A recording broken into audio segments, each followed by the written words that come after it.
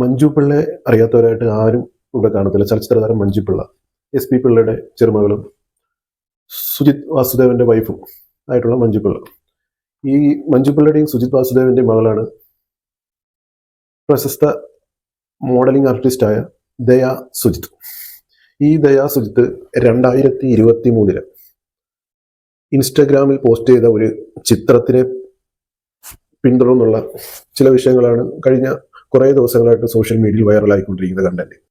ഷെഫീന ബീഗം എന്ന് പറയുന്ന ഒരു യൂട്യൂബർ ഇപ്പോഴത്തെ പെൺകുട്ടികളെ അല്ലെങ്കിൽ ഈ ദയ സുജിത്തിനെ അടച്ചാക്ഷേപിച്ചുകൊണ്ട് തുണി ഉരിയുന്നതാണ് ഇപ്പോഴത്തെ പെൺകുട്ടികളുടെ സ്വാതന്ത്ര്യം. അത് ഈ ദയ സുജിത്തിനെ ബേസ് ചെയ്തുകൊണ്ടാണ് പറയുന്നത്. കേട്ടാൽ അറയ്ക്കുന്ന രീതിയിലുള്ള തെറിവാക്കുകൾ, തീർത്തും തെറ്റാണത്. തെറിവാക്കുകൾ ഒരുപാട് ഉപയോഗിച്ചിട്ടുണ്ട്. കേട്ടാൽ അറയ്ക്കുന്ന ഏതൊരു അച്ഛനും അമ്മയ്ക്കും അല്ലെന്നുണ്ടെങ്കിൽ മറ്റാർക്കും സഹിക്കുന്നതിനും ഒക്കെ അപ്പുറത്താണ് അവർ പറഞ്ഞ ഓരോ വാചകങ്ങളും. ഇതും ഒരുപാട് വൈറലായ ഒരു വീഡിയോ ആണ്. ഷെഫീന ബീഗം എന്ന് പറയുന്ന വ്ളോഗർക്കെതിരെ ഒരുപാട് വ്യക്തികൾ രംഗത്ത് വന്നിട്ടുണ്ട്.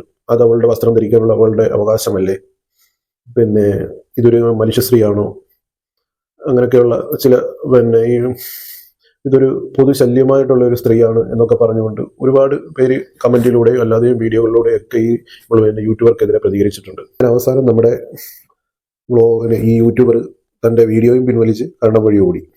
ഇപ്പൊ വീണ്ടും നമ്മുടെ ദയാ സുജിത്ത് ഇൻസ്റ്റാഗ്രാമിൽ ഒരു പിക്ചർ ഇട്ടിട്ട് 500 തോപ്പിക്കാനാവില്ല മക്കളെ എന്ന ഡയലോഗൊക്കെ പോസ്റ്റ് ചെയ്ത് വീണ്ടും ഇവർക്കുള്ള ഒരു മറുപടി എന്ന രീതിയിൽ ഒരു പോസ്റ്റൊക്കെ ഇട്ട് വീണ്ടും രംഗത്ത് വന്നിട്ടുണ്ട്. പുള്ളി മറുപടിയാണ്, നൈസായിട്ടുള്ള മറുപടി. I like it. വിചാരിക്കും ഞാൻ ദയാ സുജിത്തിനെ വെള്ള പൂശാനായിട്ടുള്ള വരവായിരിക്കും ഈ വന്നേക്കുന്നതെന്നൊക്കെ വിചാരിക്കും. ഒരിക്കലും അല്ല.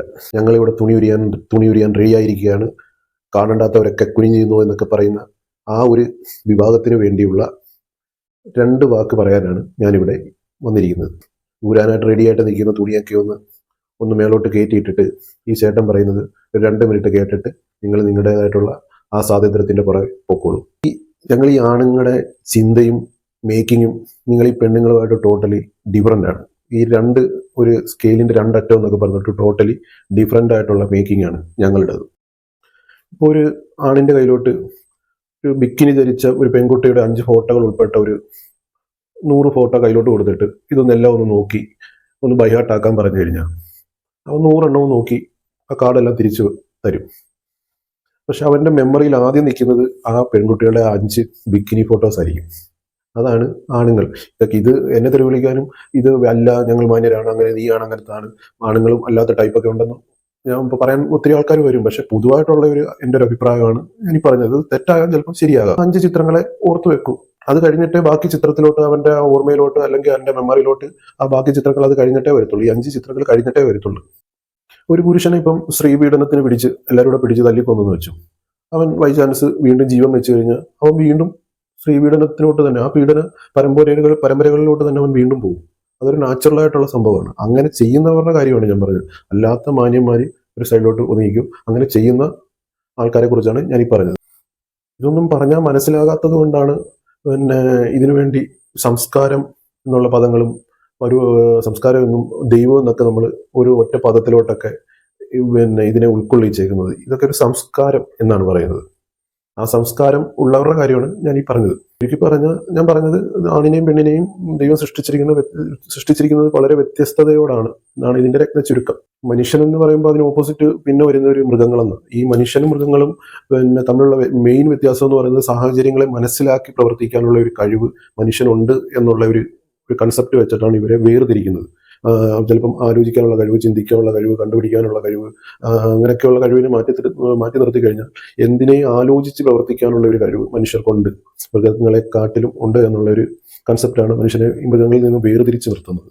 ഒരു മഴ പെയ്തെന്ന് വെച്ചു, ഒരു മനുഷ്യൻ ആണ് മഴ പെയ്യുന്ന സമയത്ത് റോഡിലാണ് നിൽക്കുന്നെങ്കിൽ മനുഷ്യൻ എന്ത് ചെയ്യും? ഒന്ന് കുടയെടുത്ത് നിവർത്തും. അല്ലെന്നുണ്ടെങ്കിൽ എവിടെയെങ്കിലും ഒരു കടത്തിണ്ടായാലോ എവിടെയെങ്കിലും മഴ നനയാത്ത രീതിയിൽ എവിടെയെങ്കിലും ഒക്കെ ഒന്ന് കയറി നിൽക്കും, ചെയ്യത്തില്ലേ? പക്ഷെ ആ സ്ഥാനത്ത് ഒരു പട്ടിയാണെങ്കിലും അത് കുടയെന്ന് നിവർത്തത്തില്ല, എങ്ങും കടത്തിണ്ടോ എങ്ങും കയറി നിൽക്കത്തില്ല, അത് മുഴുനീളെ നനഞ്ഞുകൊണ്ട് നടക്കും. ഇതാണ് ആ വ്യത്യാസം.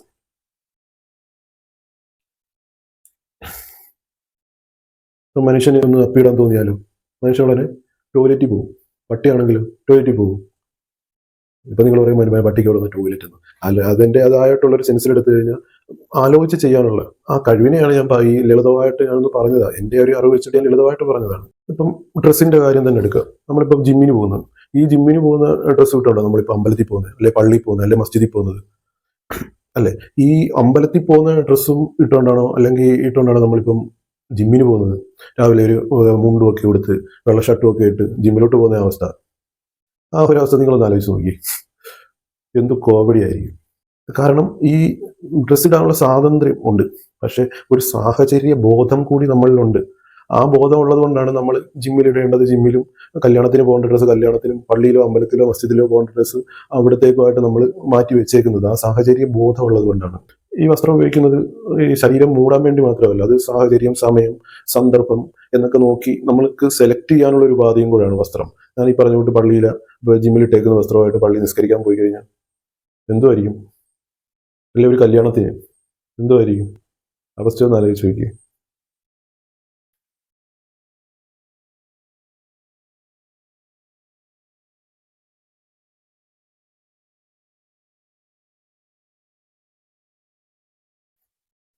ഞാൻ പറഞ്ഞു വന്നത്, നമുക്കെല്ലാം ചില ഉത്തരവാദിത്തങ്ങളുണ്ട്. ഇപ്പം റോഡിൽ കൂടെ ഹോണടിച്ച് പോകരുത് എന്ന് നമ്മൾ വിചാരിക്കുന്നത്, ഇപ്പം രാത്രിയിൽ ഒച്ചത്തിൽ പാട്ട് വെച്ചിട്ട് നാട്ടുകാർക്കോ അയലത്തുകാർക്കോ അല്ലെ ശല്യമാകരുത് എന്ന് നമ്മൾ ആഗ്രഹിക്കുന്നത്. ഇപ്പം നമ്മൾ ഓഫീസിൽ നൈറ്റ് ഡ്രസ്സ് ഇട്ടുകൊണ്ട് രാവിലെ നൈറ്റ് ഡ്രസ്സ് ഇട്ടുകൊണ്ട് രാവിലെ ഓഫീസിലോട്ട് ചെന്ന് കയറുന്നത്, അങ്ങനെ ചെന്ന് കയറരുത് എന്ന് നമ്മൾ വിചാരിക്കുന്നത്. ഇതൊരു നിയമപുസ്തകത്തിൽ എഴുതി വെച്ചേക്കുന്നതല്ല. എഴുതി വെച്ചോട്ടെ, വെക്കാതിരുന്നോട്ടെ, പക്ഷെ നമുക്കൊരു ബോധമുണ്ടല്ലോ ഇതൊന്നും ചെയ്യരുത്. പറഞ്ഞു വന്ന ഇത്രയേ ഉള്ളൂ. സ്വാതന്ത്ര്യം എന്ന് പറയുന്നത് നമുക്ക് എന്തും ചെയ്യാനുള്ള ഒരു ലൈസൻസ് അല്ല, ഉത്തരവാദിത്തമുള്ള ഒരു തിരഞ്ഞെടുക്കലിനുള്ള ഒരു കഴിവാണ് നമ്മൾ ആ സ്വാതന്ത്ര്യമായിട്ട് വിനിയോഗിക്കേണ്ടത്. ആ സ്വാതന്ത്ര്യത്തിൻ്റെ കൂടെ തന്നെ നമുക്ക് ചില ഉത്തരവാദിത്തങ്ങളുണ്ട്, നമുക്ക് ചില തിരിച്ചറിവുകളുണ്ട്, നമുക്ക് ചില ചില വ്യക്തികളോടുള്ള ബഹുമാനം, അങ്ങനെയൊക്കെ ചില കൺവെർട്ട് ചെയ്ത് വെച്ചേക്കുന്നതാണ്. ആ ഒരു നമ്മുടെ ഉള്ളിൽ തോന്നേണ്ട ആ കാര്യങ്ങളുള്ളത് കൊണ്ടാണ് നമുക്ക് ആ സാഹചര്യബോധം ഉണ്ടായി വരുന്നത്. നമ്മൾ വസ്ത്രമൊക്കെ ധരിച്ചിട്ട് കണ്ണാടിയുടെ മുന്നിലോട്ട് ചെന്ന് നിൽക്കുമ്പോൾ നമ്മൾ അന്നേരം ഓർക്കണം, നമ്മൾ ആ പോകുന്ന സാഹചര്യവുമായിട്ട് മാച്ചാണോ, ഞാൻ പള്ളിയിലോട്ട് അല്ലെങ്കിൽ കല്യാണത്തിന് പോകുമ്പോൾ ഉള്ള ഡ്രസ്സാണോ ഈ ഞാൻ ഇട്ടേക്കുന്നത്, ആ ഒരു സ്ഥലവുമായിട്ട് സിങ്ക് ആകുന്ന അല്ലെങ്കിൽ മാച്ച് ചെയ്യുന്നതാണോ ഞാൻ ഇട്ടേക്കുന്നത്. ഇപ്പോൾ ബിക്കിനി ഇട്ടുകൊണ്ട് കല്യാണത്തിന് പോകാൻ പറ്റുമോ? ഇല്ല. അതാണ് ഞാൻ പറഞ്ഞത്. അപ്പോൾ എൻ്റെ അനിയത്തിമാരും പെങ്ങന്മാരും ഒക്കെ ആ ഊരാനിട്ടേക്കുന്ന ഡ്രസ്സൊക്കെ ഒന്ന് കയറ്റിയിട്ടു. അത് ഊരണോ കയറ്റിയിടണോ എന്നുള്ളത് നിങ്ങളുടെ സ്വാതന്ത്ര്യമാണോ? ഈ ചേട്ടൻ അങ്ങനെ പറഞ്ഞതേ ഉള്ളൂ. തെറ്റാണെന്നുണ്ടെങ്കിൽ ക്ഷമിക്കുക, ശരിയാണെന്നുണ്ടെങ്കിൽ ഉൾക്കൊള്ളുക.